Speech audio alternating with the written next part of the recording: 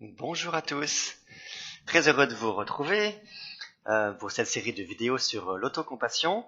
Nous sommes sur l'avant-dernière vidéo concernant l'étape d'autocompassion qui consiste à reconnaître et accueillir sa beauté. Je répète, c'est une étape vraiment importante parce que dans la suite, bien ancrée dans le fait que nous avons en nous une vraie beauté, alors on pourra regarder plus sereinement le fait qu'on est fragile et qu'on a des fissures et alors ressentir la compassion pour nous-mêmes. Mais pour que cette étape suivante ne soit pas comme du misérabilisme ou quelque chose qui effraie, c'est important de bien asseoir le fait qu'on est vraiment des beautés. Voilà. Cette fois-ci, j'aimerais vous conduire sur le chemin de la reconnaissance de votre beauté en portant votre attention sur les belles réalisations que vous avez faites dans votre vie et que vous faites encore certainement aujourd'hui. Les réalisations et les bons mots. En préparant cette vidéo, je pensais, c'est mon côté un peu fleur bleue, à ce chant. Si le ciel nous comble, s'il s'éclaire pour nous, c'est, je pense qu'étant jeune, certains jours, j'ai fait le bien comme vous. Je ne sais pas si vous avez reconnu, c'était dans la mélodie du bonheur.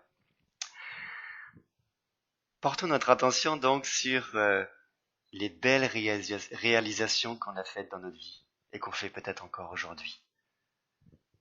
Je vous invite à ça pour que, en les observant, vous dites waouh, si j'ai fait ça, c'est que je suis quelqu'un de bien quand même. Waouh. Je me souviens, il y a quelques années, une femme me dit, quand je vois mes copines de promo qui ont des postes supérieurs au mien, dans un premier temps, je me sens un peu jalouse. Et puis, je me remémore les raisons pour lesquelles j'ai aujourd'hui une position qui est moindre. Et je me rappelle que si, c'est un vrai choix que j'ai fait en privilégiant ma famille. Et finalement, grâce à ce travail-là, je me sens fier de moi, fier de ce choix-là, de ne pas avoir mis ma carrière d'abord, mais ma famille d'abord. Voilà. Je vais vous inviter à faire la liste des choix dont vous êtes fiers, les choix que vous avez posés dans votre vie et dont vous êtes fiers, des décisions courageuses et belles, des engagements qui vous ont rendu heureux, qui vous rendent heureux ou qui vous épanouissent, des chouettes réalisations aussi, ces choses que vous faites peut-être régulièrement ou naturellement et dont vous pouvez dire simplement waouh, c'est chouette que je fasse ça, c'est chouette que j'ai fait ça. Peut-être que vous sentez un peu gêné de faire ça, en disant ah ouais mais quand même c'est se gargariser. Je vous retourne cette question. Si c'était un ami qui avait fait ce choix-là, qu'est-ce que vous lui diriez? Si un ami vous disait euh, oh, hier enfin j'ai réussi à me réconcilier avec mon père. Ça faisait des années qu'on était en brouille et j'ai vraiment pris sur moi et je me suis réconcilié avec lui. Comment vous réagiriez? Est-ce que vous lui diriez waouh mais c'est génial, je suis heureux pour toi, bravo, tu as dû mobiliser des ressources en toi pour y arriver quand je repense à tout ce qui s'est passé, super, je t'admire. Vous lui diriez ça ou bien vous lui diriez rien de peur que qu'il se gargarise de ça et qu'il fasse le fier? Qu'est-ce que vous feriez? Je pense que si c'est un ami cher, ce serait plutôt la première solution, non?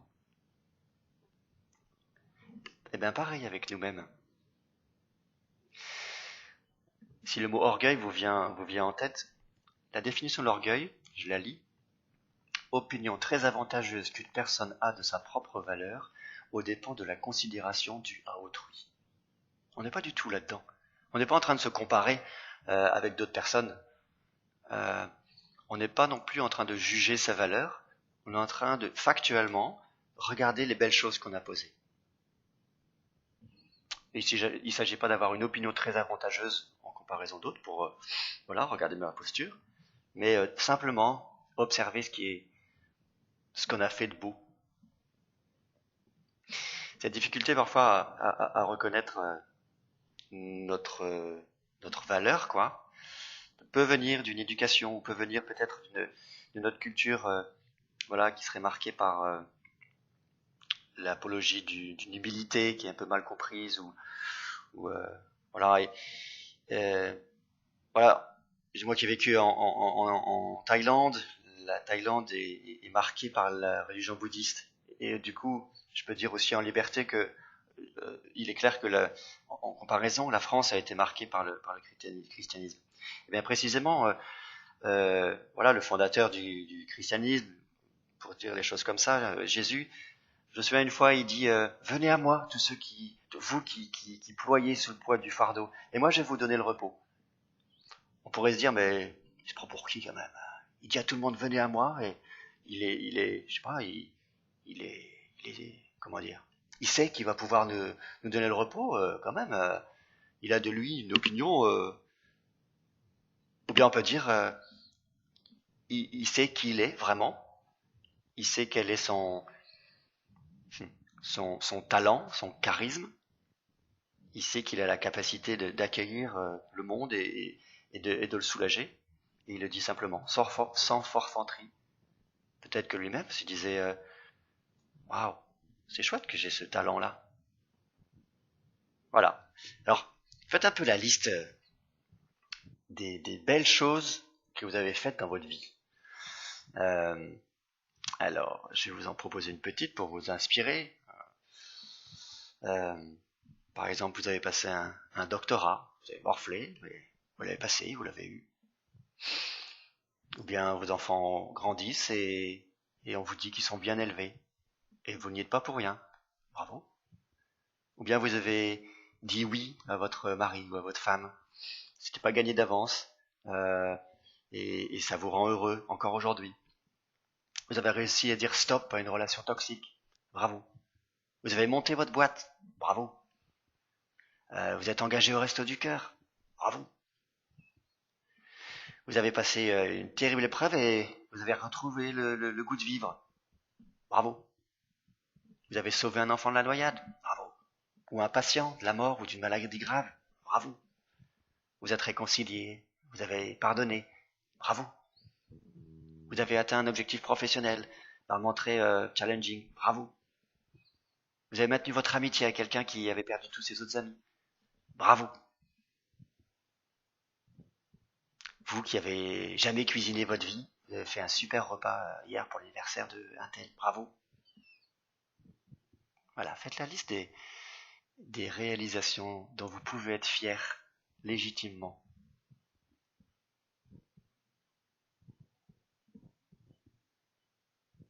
Voilà, vous ferez ça tranquillement après. Et écrivez-le cette liste. Et puis ça vous fera du bien de la relire.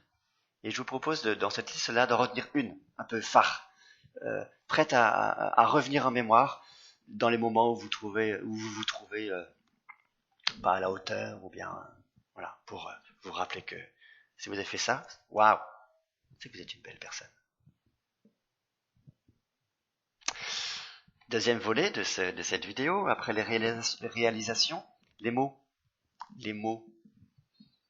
Je vous invite maintenant à vous souvenir de, de paroles, de mots, de discussions que vous avez eues avec des gens et qui les ont illuminés, qui les ont consolés. Des enfants, un ami, au travail, dans la rue. Des mots qui ont rassuré quelqu'un, qui ont remotivé quelqu'un ou une équipe, qui ont transformé la vie de quelqu'un, qui ont fait du bien à quelqu'un.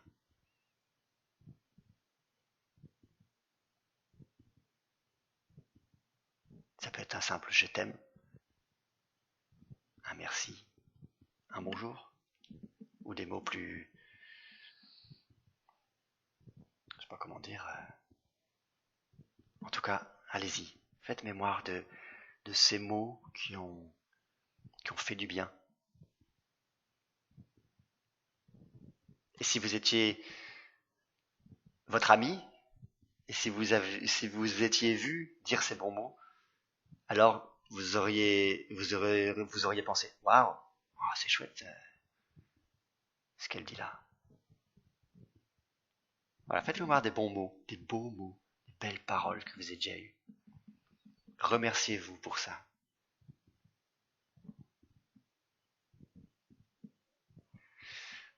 Tu es une belle personne. Tu es une belle personne. Tu es une belle personne.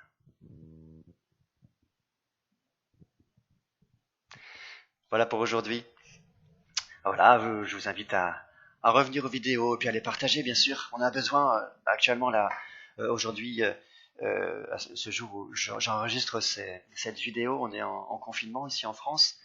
Et voilà, comment dire, l'époque et dans le monde entier anxiogène, on a besoin de se faire du bien pour faire du bien. Alors n'hésitez pas à partager ces vidéos. Voilà, je vous dis à bientôt. Au revoir.